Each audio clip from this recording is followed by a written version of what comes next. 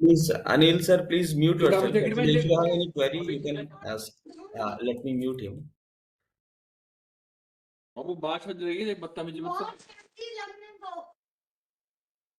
Okay, well, so all the participants, along with our session expert, Dr. Subham Sahoo. He is associate professor there at Aalborg University, Denmark, and he received the PhD degree in electrical engineering from Indian Institute of Technology, Delhi, India, in 2018.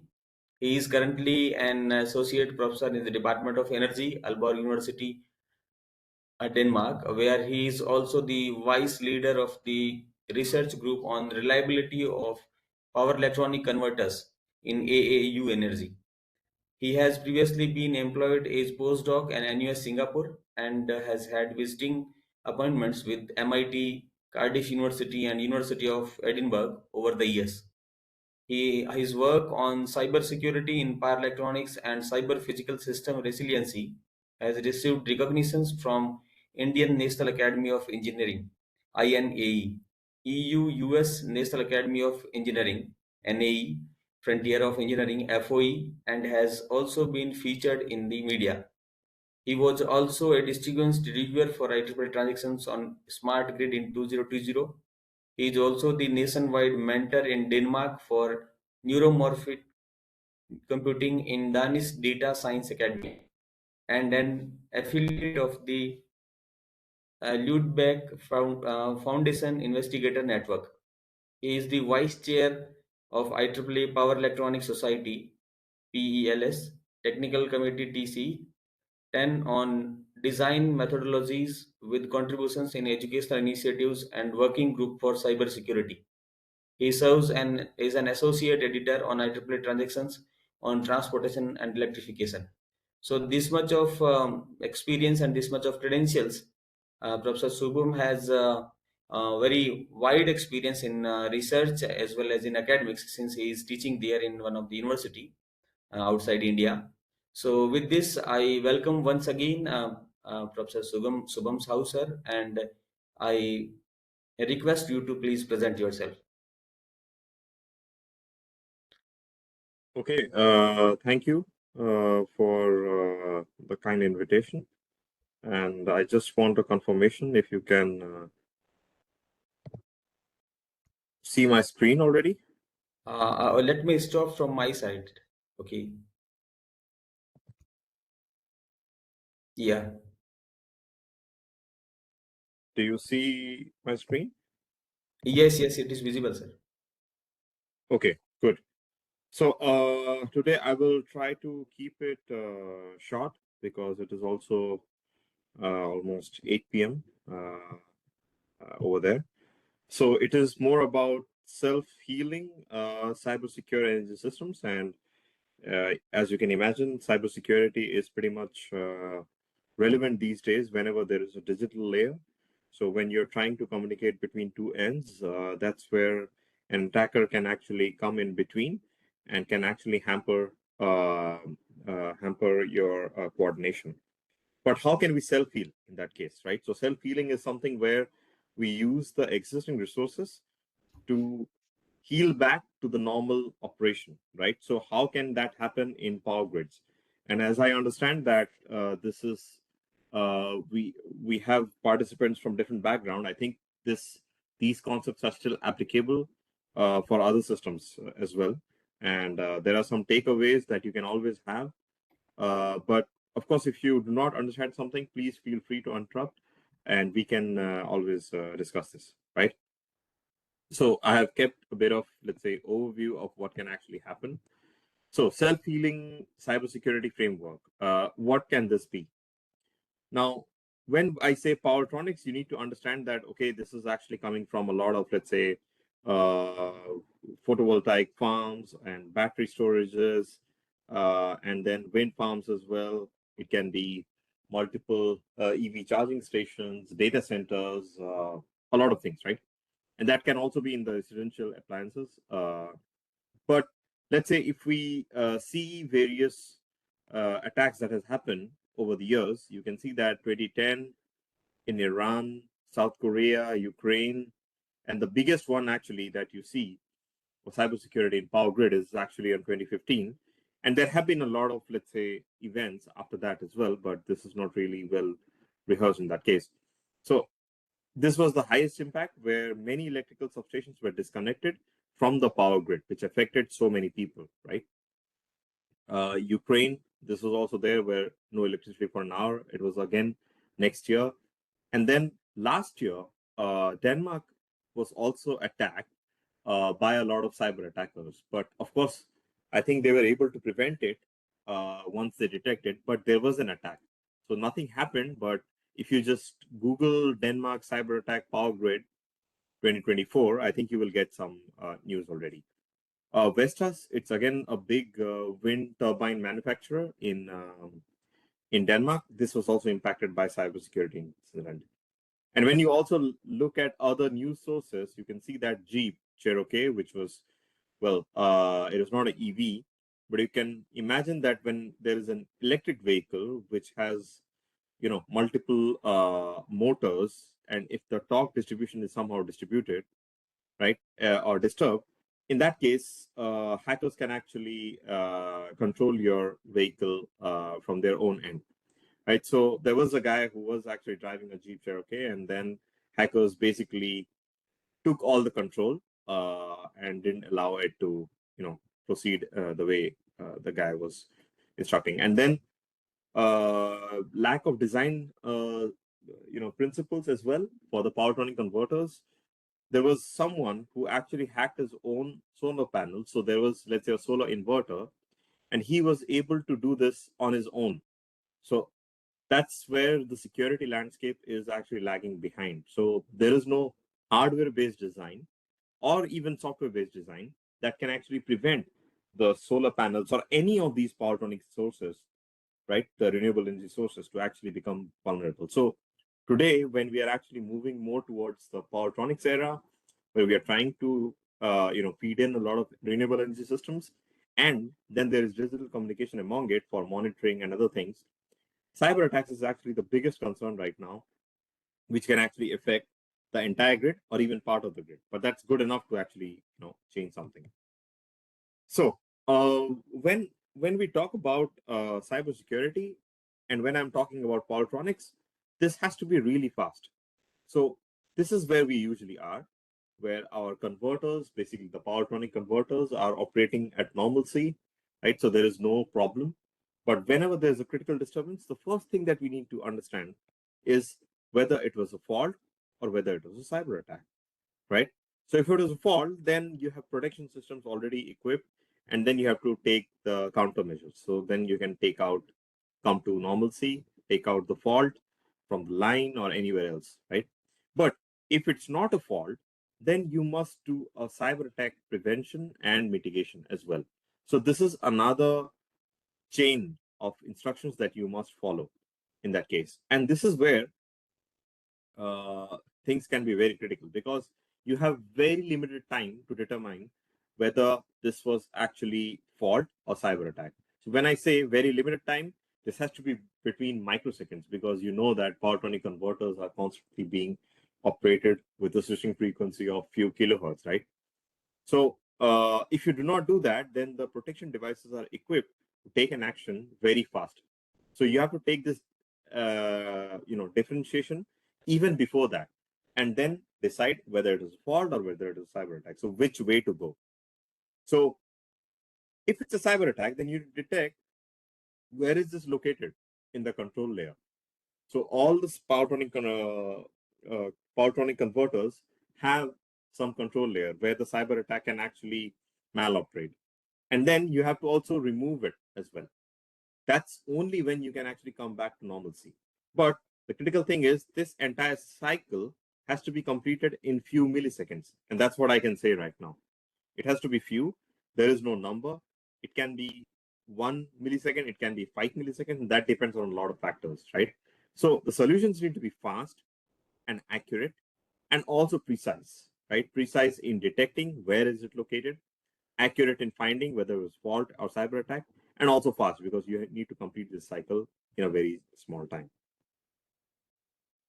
So this is where the self-healing signal reconstruction is happening. So this is where we are actually self-healing the system, and I'll tell you how we do this. Okay, so this is basically a sci-fi, which is the cyber physical platform, where you can see that you also have a lot of physical faults, where you can have sensor faults as well. So the sensors that are actually being fed to the controller for control actions, they can also have a fault, but that's a different kind of fault. This is not really done by a cyber attacker, but the cyber faults are, cyber here means anything that is there in the communication layer, right? It can be large random communication delays. So this can be communication delays between different inverters, communication link failure. So that's when there is no information being passed from one point to another. Data packet loss, again, being categorized into a large set of delays, and also cyber attacks. So this is where you are manipulating the data. Whatever is being sent to you is being manipulated. Either something is being added on top of it, or there is a lot of noise on top of it, or it's not sent at all. So these are the kind of cyber attacks that we are actually investigating. So this is for DC system. These are a DC-DC converter, and this is a DC-AC converter, right? So the first thing is anomaly detection, where we have to understand if it is a fault or if it is a cyber attack. And how can we do that? I mean, do we need to actually go for an observer? Because that will take a lot of time, right? So this is the first thing that we did. Because we are actually working on a sampling frequency of 1 kilohertz, and this is basically a video which I'll play now. We emphasize its design based on the protection system's configuration. So what this work is based on is that we can identify the fault in only 5 samples, and this means 5 milliseconds because I have 1 kilohertz. But in only 5 samples, I can distinguish whether it is a cyber attack or whether it's a fault, right? So let's play the video, and then maybe it will be more clear. So you can see that this is the normal operation, and we have taken IEEE 39 bus. So when there's a fault over here, you can see I get 5 samples in a XY axis of frequency and voltage. And that is in the 3 to 4 quadrant. For cyber attack on voltage correction, it is always on quadrant 1 and quadrant 2. On frequency reference, it is always in the X axis, negative or positive. So that's how we have actually defined certain regions where the points are always defined. Now you will say that, does this work for any inverter in the, anywhere in the world, right? That is the big question. So these are the 5 samples that I was talking about and how they actually move in this trajectory monitor, which is delta V, and then as opposed to delta F. So for DRA, which is the distributed energy resource A, you can see, and this is basically the cyber layer, how they are actually communicating among each other. That's how they're actually moving, right? So we also did this experimentally, where we have actually copyrighted some of the stuff here. And that is basically because we have done some system calibration. So we need to actually understand the loading of the system. So you can see that for a trajectory monitor, and this is not an observer, you just need to take the measurements and then monitor where the points are going. So if it's actually within quadrant 3 and quadrant 4, this is quadrant 3 and quadrant 4, if this is 0, then it is basically a fault. Otherwise, if it's going anywhere in quadrant 1 and quadrant 2, it is basically a cyber attack, right? And when that is done, when you have determined that, the fault, again, this is the reaction time, then the protection system will work. Otherwise, if it's cyber attack, then it has to go to the security channels in that case. So you need to actually do the cyber attack detection and mitigation, right? So this is the first step, because faults are also large signal disturbances that can always deceive you. And technically, cyber attackers would always want you to actually believe that it was actually a fault, and then you trip the circuit breakers, and that's their whole job, because then you are not able to feed power to the load, right? So you need to be very careful about this step as well. Any questions here? I'll just stop here for any questions, because this is a very crucial part of this seminar. So what exactly the specific thing which actually been reflected, which actually been differentiate the fault and cyber attack, which It is actually, only the points that move either in the quadrant 3 and quadrant 4. That is basically the fault. Anything else in quadrant 1, quadrant 2 is basically a cyber attack for that DER. okay, The thing is, actually, this behavior varies, and that varies based on the loading condition. So this is not generalized. If there is a lot of resistive load, right? So yes, then there is another operating region where this cyber attack will actually go. So that's why I say that there is a system calibration. You need to understand the loadability of the whole system that you are studying. So if it is primarily resistive load, then the region that you need to define for cyber attack will be different quadrants, set of different quadrants, and set of different quadrants for faults. Again, for high resistive fault, it will be very different. But this is just to convey the general picture that only with this trajectory monitor you can actually identify different zones, and yeah, you can categorize between a fault and cyber attack. And of course, these days I see there are a lot of papers on this, but I don't think this is needed. This is actually a very simple one, and this is being used already. I think commercial testing with two industries already. So I think something which is very simple. They like it. It works under many conditions.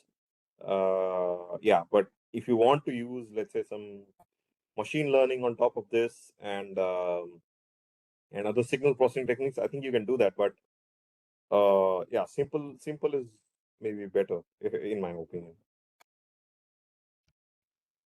yes, fine. So actually, it is the rate of change of this voltage with respect to the frequency. So accordingly, Yes. these current has been decided, right?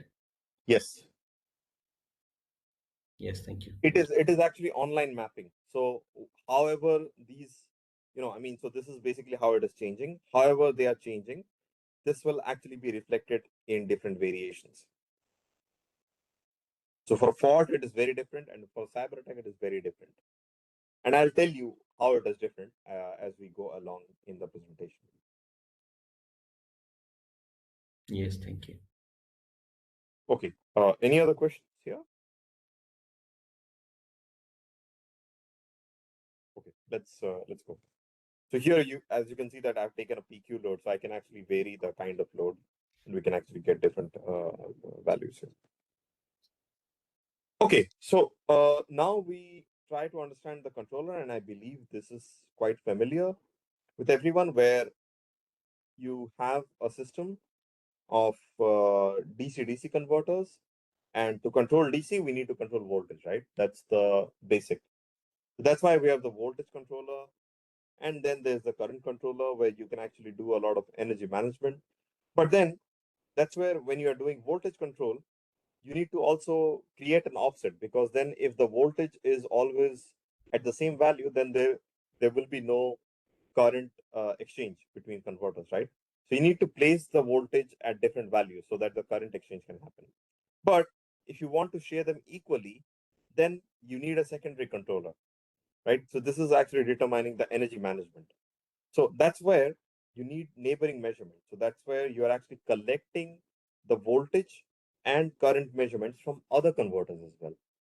Based on that, you can actually design the offset on top of the reference value, and then you can actually control all the converters. So this is basically distributed control, right? So you're not taking all the measurements, you're only taking the measurements from the neighboring agents, and that's what they are doing as well. So that's how you are cooperatively controlling the whole system. So here you already have a voltage observer and then a current regulator. So this is basically, to simplify it, I have taken, let's say, the energy management or the current sharing is always equal, no matter what the load is. Okay. So now what I did is I injected a false data into one of the neighboring measurements, that is IDCJ. J here means that they are neighbors of ith converter. Okay, so this is basically a DC-DC converter.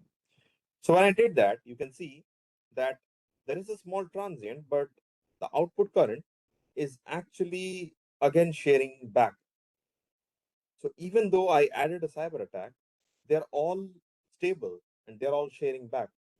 And when I removed it at t is equal to 2 seconds, you can see that they again come back to the same point where it was. So you as a system operator will always be deceived because I just inserted a value and it looks like a load change, right? It's like an increase in load. So when I was also doing this, maybe after my PhD, I was also confused that why is this not, settling down, or why is this not getting unstable? Because I'm trying to actually disturb the system. So this is why I call this a stealth attack, which is the attack vector into these measurements is introduced in such a way that it balances the system dynamics and it does not create any instability. So that's how also the Ukrainian cyber attack happened.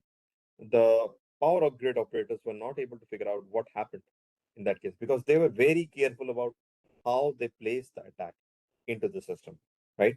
But when you again look deep down into this, so after the voltage controller, you have the input current reference. So input current reference is the input current of the DC-DC converter. So they were also in consensus before the attack, but whenever I launched the attack, you can see one of them actually went out. So that went out of the consensus. And when I had removed the attack, it again went back to the same position they were in. So this one is actually indicating that that's where the attack is basically present. So that's IDCJ. So that's the third converter, which is I in 3 rev, the third converter, which actually has the attack, right? So this is basically the disagreement that I was talking about, which is basically indicating that the consensibility, even though it is there in the output current, it does not obey the same for the input current as well, because this can never happen, right? So in that case, this is where the problem is, and this is one of the simplest one. You can see that I have not taken any observer here to detect it. I'm only monitoring the already controlled signals that I have. This control signal was always there in the system. So people, what they try to do is they build another observer on top of it, of this, to observe the system. But I'm actually playing the same role where the secondary controller is there for energy management. And then again, I only monitor this. So if this consensibility is broken, then this is basically a cyber attack. And that's for all the cyber attacks that you can actually imagine. Right. So this is there in the paper itself. Any questions here? Because I might have a question for you now.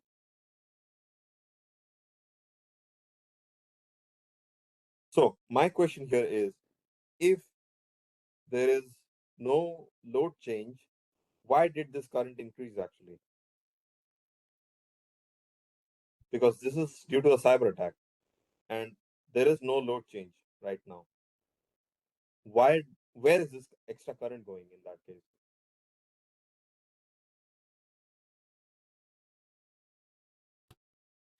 So it would be perhaps because of some pseudo load, or which are probably because of that cyber attack, Pseudo loads. something like that. Actually, although I'm not sure about Uh, it. um, Not really. There are no loads. I mean, there are no changes in load. Yes, yes, yes, So the loads are the same. I only injected false data on top of what we were measuring. That's it. But yes. the actual current changed here for all the four converters equally. So where is this extra current going?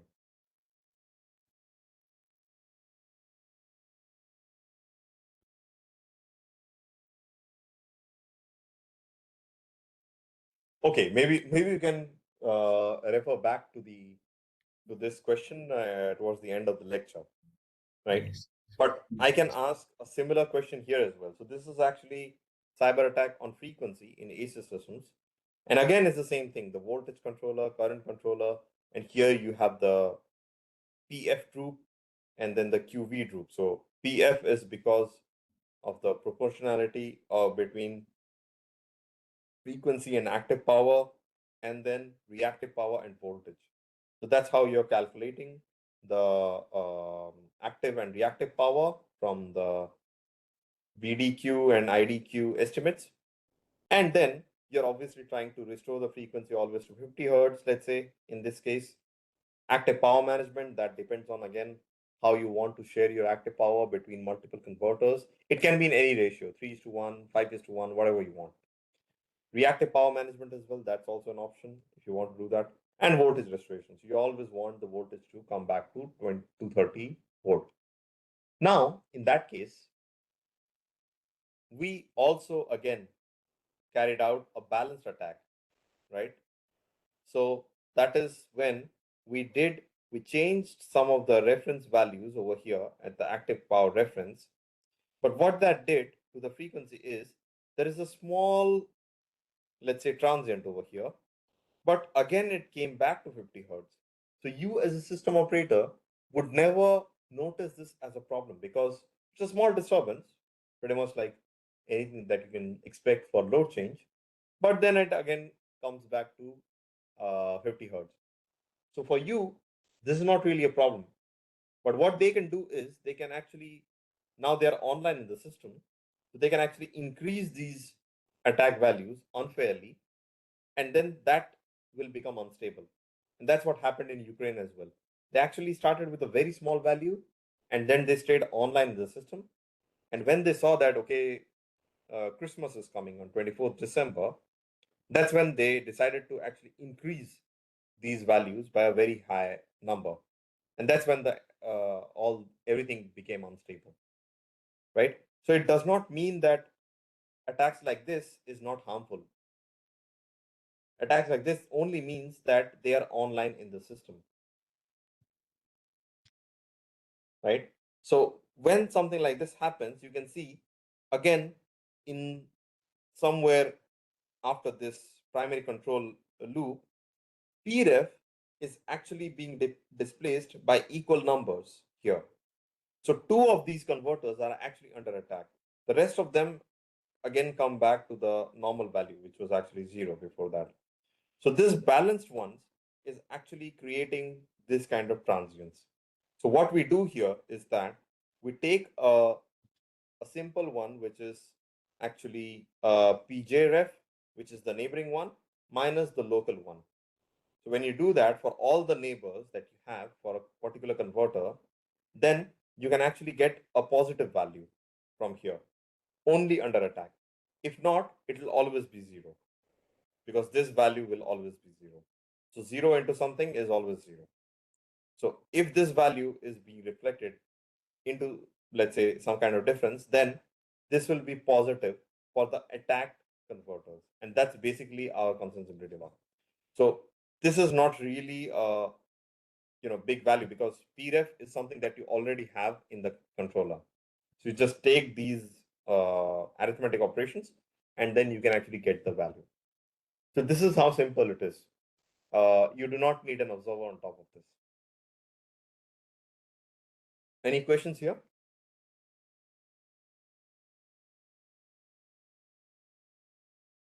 No. Okay.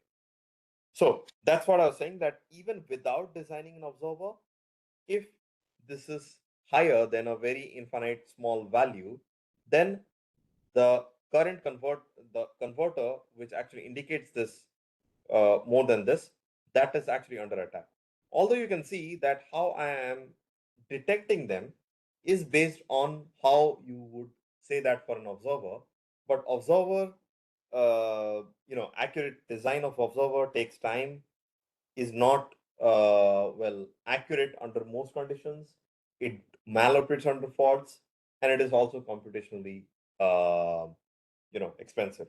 But here, even without designing an observer, we were able to get this formulation and then get the results. So it does not require design of an observer. It also does not need system information. So I do not care about what are the parameters, KPKI. I do not know all those things. Here, I only design this and I'm good with that. Okay. So that's how it is a bit agnostic to all the system information. It also does not need historic data from the system. So there is no data-driven rule or anything that we are doing. It also does not require any additional resources. So the same sensors can actually be equipped to get this value. And based on that, we have actually designed uh, uh, uh, a commercial device which is called Power Eye. Now we call it Power Sentinel, which is actually doing all these, um, you know, attack metrics, detection metrics, without consuming any information. Because when you are talking to in the real world, they will not share any data with you, specifically for cybersecurity. So when you can actually come back with these solutions, which does not really require anything, this is pretty much non-invasive, the security assessment, right? So this is pretty much used by a lot of industries today. We have a company on this today, which is quite good, and it's quite competitive as opposed to what we have. So yeah, now we come to the mitigation. But before I start the mitigation, any questions on the detection part?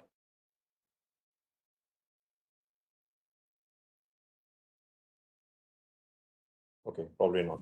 So now we know that which measurements are detected or which measurements are attacked.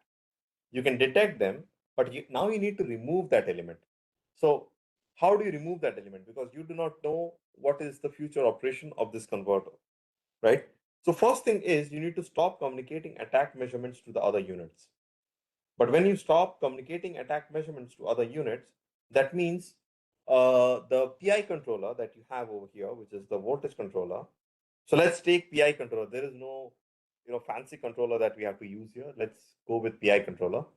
It will always expect a value, and the integrator will keep on ramping that value, right? So you need to fill in something if you need to stop communicating attack measurement. So you need to put an authentication label here that, okay, the measurement that you're getting here is true. This one is also true. So you need to see which of the measurements that you are actually receiving are true. But now, as we know that frequency must be the same for all of them, 50 hertz or voltage in that case, you use one of these measurements, and this is basically the dynamics of that measurements. So all of this is all dynamic. It is not a steady state or static assessment. What you do is the attack detection metric that I had shown here. If this tries to become more than a very small value, so let's say 0.005, right? If it tries to go beyond that value, then you can actually create triggers. So these are basically the triggers, and then you can actually trigger them to reconstruct a replica of this dynamic signal. And here, this is basically the replica of this. Now you can again send this value to the neighboring measurements because you have stopped communicating the attack measurements to other TERs in that case. So this replica actually can be communicated back. And that's how we actually recover from attack.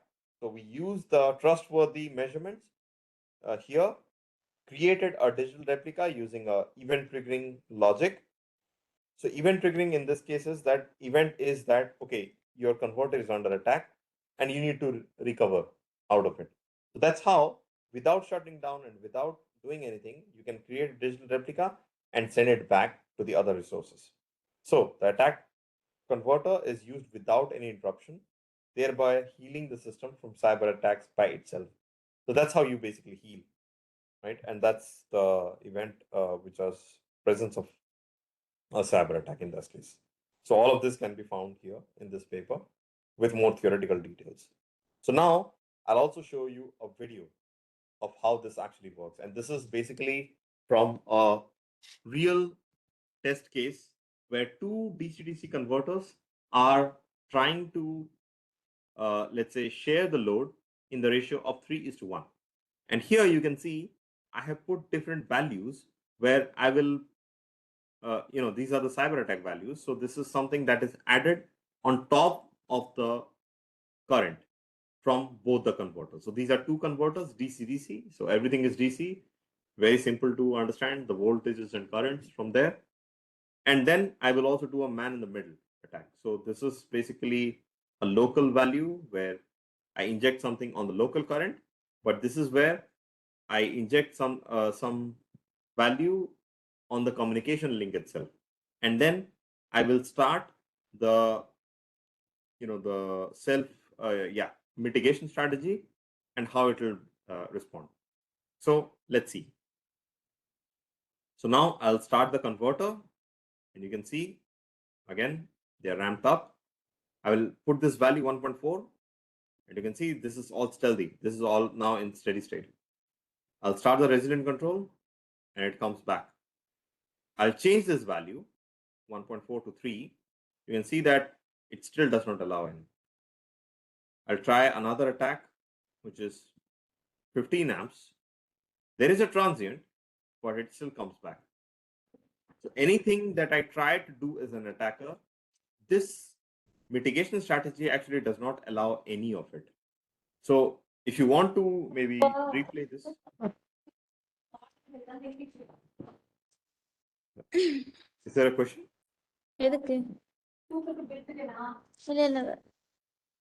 Okay. So if I should replay this again, I think I can do that. Yeah.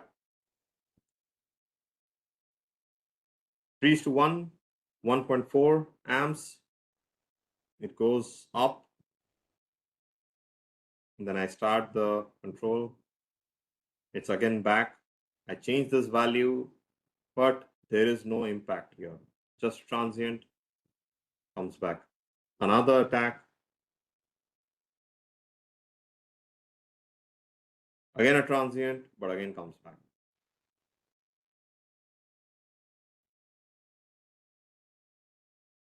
So this is basically the comparative landscape where we are and how May I we interrupt compare. you? Actually, which tool has been utilized in the last video you have shown? Actually, This was in DSpace. okay, all right, DSpace, right? Yeah, this is all recording of the video. Yes, I yes, think if you go to this paper, I think the hardware setup and everything is there. yes, You yes. can see that. So it's actually, we have also released this video as part of media in one of our IEEE papers.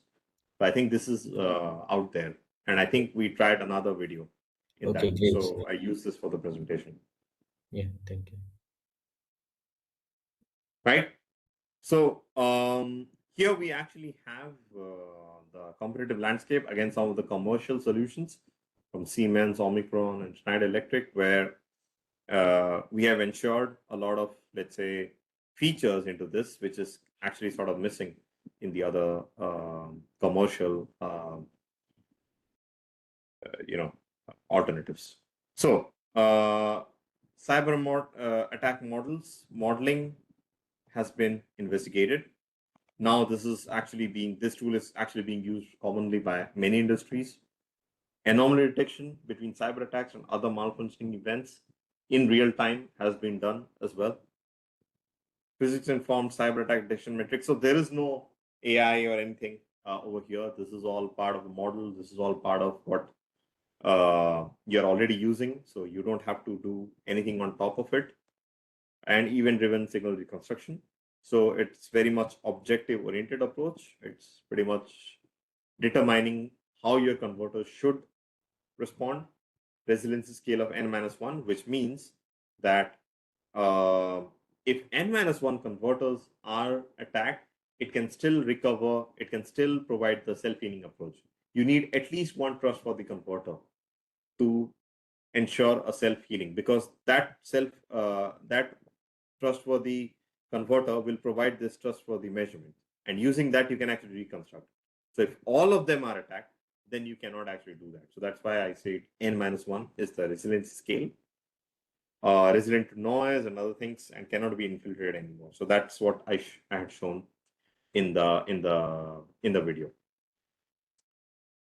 I don't know if there are any questions or if we are running out of time. Sir? Yeah, sir, it's up to you. If you can, if you wish to wind it up, then you can wind up. I mean, I have more slides on stability and other things, but I don't know if it's going to be very relevant right now. Yes, That's sir. why I was saying that if you want to maybe understand or ask more questions on top of this, let's say the detection and mitigation, I think we can open the floor to questions. Otherwise, I'll Yeah. quickly wrap up the rest of the events. So let's see if any participants would like to understand or have any questions now. Yes, yes, sure. So participants, the floor is your. You can directly ask to sir about the cyber security on some power electronic converter and inverters. So one thing which I wish to mention here is that can we add the artificial intelligence kind of technique, that is AI technique, along with the data which are there with the converters or the voltage and current quantities?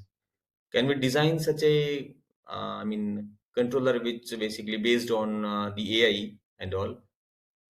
Maybe that will be more, maybe that may be more accurate or may give more precise result as compared to the whatever the index we are using. Is Yeah, it? you can do that. But again, the biggest problem is, let's say you use AI, right? So that's why you have to collect a lot of these data, Yes, yes, frequency, PJ, reactive power, and other things. Now, if there is already false data located in the system like this, and you have collected this data to train a neural network, then it will never be able to determine if this was wrong or right, because you're already assuming that this is the right data, right? yes, So I think if you have to use AI, and that's why I was never able to use AI or even trust AI, because you never know what's there in the system. So if an organization comes to you and asks that, can you fix or can you design a cybersecurity tool for me? You have no idea how their system configuration is, and if their data or the measurements that they have has never been tampered. Because if it's already been tampered and you design on top of that, then you're actually helping the cyber attacker in that case, because it will never be able to detect any kind of that attack. So that is the yes, biggest problem when it comes to using AI to do this. If you can find some nice data analysis tools to determine these things, I think there are a lot of these adversarial neural networks and everything that they do. Um, there can be many things that can be done, but you need to make sure the data analysis is clear. Otherwise, that can be a problem. yes. So there is a very big data handling in between. Yes, if you already are using the corrupt data, then I don't think you will ever. And in fact, if you talk with other cybersecurity experts working in the power grid domain, they will say the same. How do you already know that the data is clean? Yes, yes. Sir, good evening, sir. Hello, Good evening, sir. hello, good evening. Dr. Chauhan is speaking from Jabalpur, actually. Sir, Yes. sir, as you are an expert in this cyber attack in power grid domain, actually. So, can you tell me about from the historical data, actually, which is observed by you, actually? Generally, cyber attackers use which kind of, which kind of faults they want to create in grid, actually? I think it is mostly they try to play with the protection system, because that is something which is, very sensitive. Uh, you have to operate within few microseconds even. And if you somehow cannot provide a reliable decision within that, then you tend to actually trip the circuit breakers, and that's creating, the network to be offline, right? That is their first target. They do not want the power delivery from one point to another point. There can be many things. It can also be, this ransomware attack where they shut down an entire PV plant and they ask money, ransom money on this. This usually happens in many cases in the US. I think you can read that, but their target is actually to provide or cause economic damage or maximum economic damage, right? So the best thing is to actually create a blackout, and the blackout is, of course, can be easily triggered by the circuit breakers. So something that was also being considered in the Spanish blackout this year. Everyone was suspecting that it might have been a cyber attack because it looked like that, but now the reports are saying that it was actually because of this voltage instability. There were also other things where recently, I think they were saying that it was not really a cyber attack; it was actually a physical attack, and that's what we were also doing. You can see that so what they did is they put a oscillator and they were programming it with Raspberry Pi, and they were actually trying to create some noise on top of these sensors. So when something like that happens, you need to provide a shielding on top of the converter to actually prevent all these kind of high power noise, right? Because when your sensors actually detect that, they stop working right away. So it is not really a cyber attack. It was actually a physical attack because the electromagnetic radiations will interfere and there was no EMI protection, right? So usually when you're trying to come up with, let's say, cheap versions of, let's say, 5 kilowatt converters, they don't really care about the shielding aspect. But that's where cyber attackers actually play a big role and can cause cascaded tripping. So I think there are multiple attacks where I always say that, whatever we design, they are always 3 steps ahead of us. They always know how to actually trigger your system. So yeah, false data, man in the middle, there are multiple things that they can try. Okay, thank you very much, sir. Sir, Thank may you. I ask, sir, may I ask one more question actually?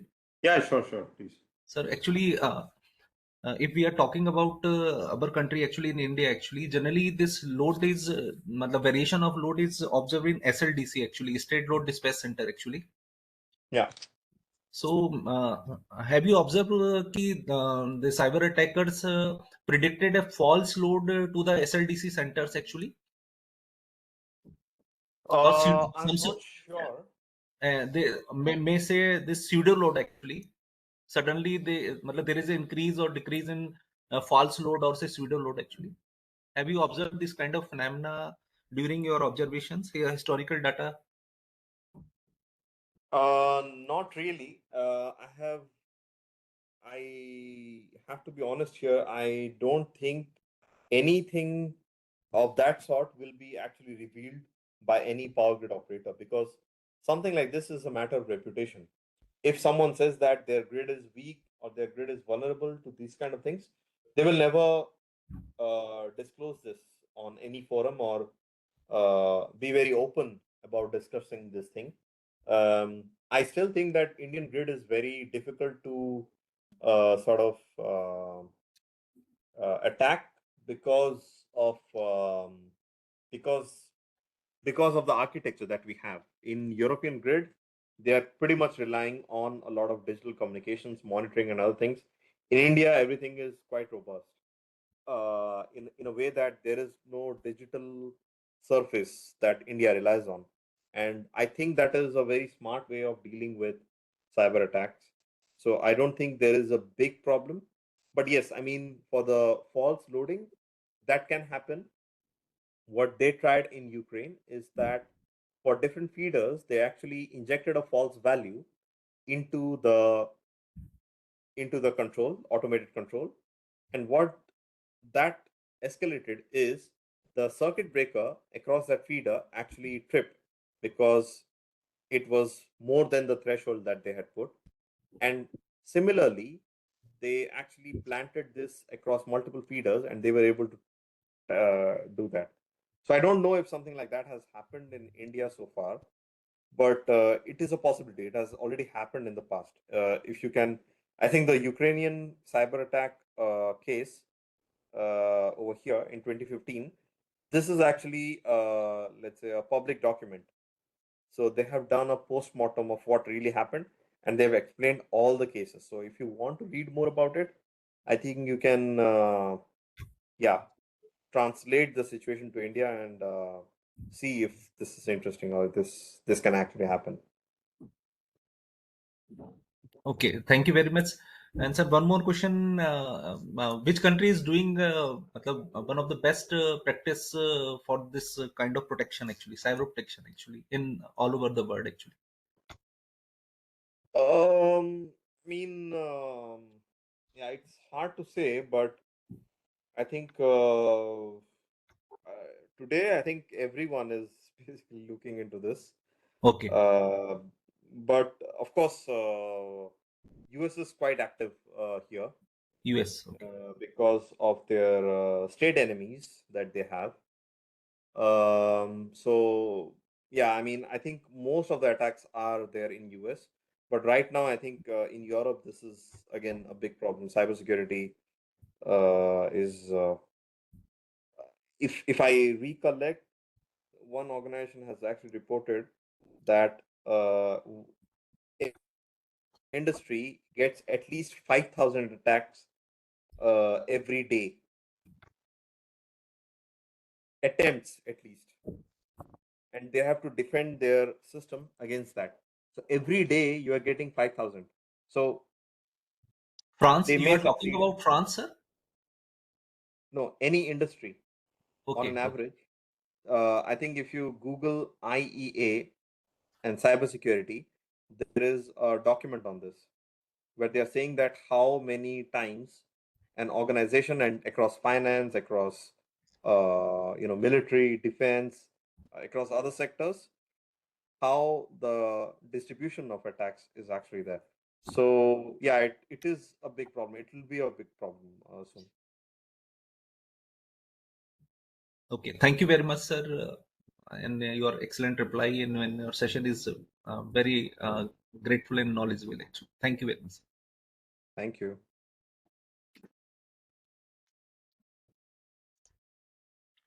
So Any anyone other else questions? participants? Yeah, yes, sir.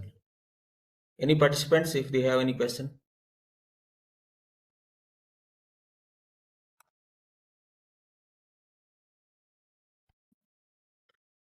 So with this, I think we should wind it up. Actually, sir, actually, I don't think that there is no more queries. Okay. Yeah. Yeah, although there are still 90 participants are present in the meeting, but maybe some of you, since this is the time of dining, so maybe some of the participants are going to dine and their dinner actually. So once again, I'm very much thankful Dr. to. Prajapat, Yeah, Dr. yes, Prajapat, yeah, if you allow, may I ask one question actually? yeah, yeah, please. Sir मतलब हमारा जो country है India इस तरह की events के लिए कितना रेडी है एक्चुअली, बस इतना और बता दीजिए actually, that's all sir. With Um, the information which actually is as same as with you. Yeah, Subham sir, wish you, would you like to answer the question? yeah, I am not sure if about the readiness level of India, because it's a bit difficult to comment. I don't think any country is actually ever ready to do this because cyber attacks still happen, right? So it's all about how much are you investing into this, and how aware are you? How have you designed your system? Or in a short way, how well do you know your system? I think, yeah, Grid India actually is doing a great job. I'm not sure, again, if they are actually getting cyber attacks, because no one will ever tell you how much of cyber attack resources are they putting into. This is all very confidential, so it's a bit difficult to comment right now on this for any country, to be fair. 1 second, Ganesha, there is actually one raised hand from Dilip Kangil. Okay. There is actually a raised hand I can see.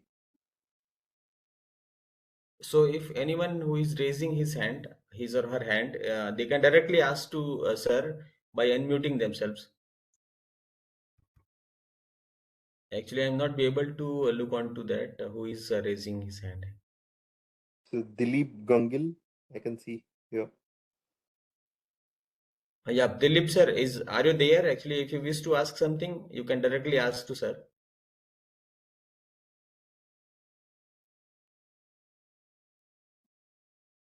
So anyway, maybe he has Never mind. done this Yeah. by mistake. So I think we should wind it up, sir. Okay.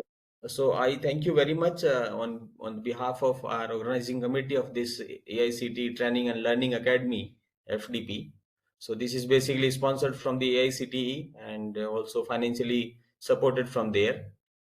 So, so once again, I am very much thankful to you for sparing this much of time, and I am sure we will be in touch in future also in various kind of collaborations.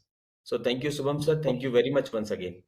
So now we can leave the meeting, and this was the last session for today.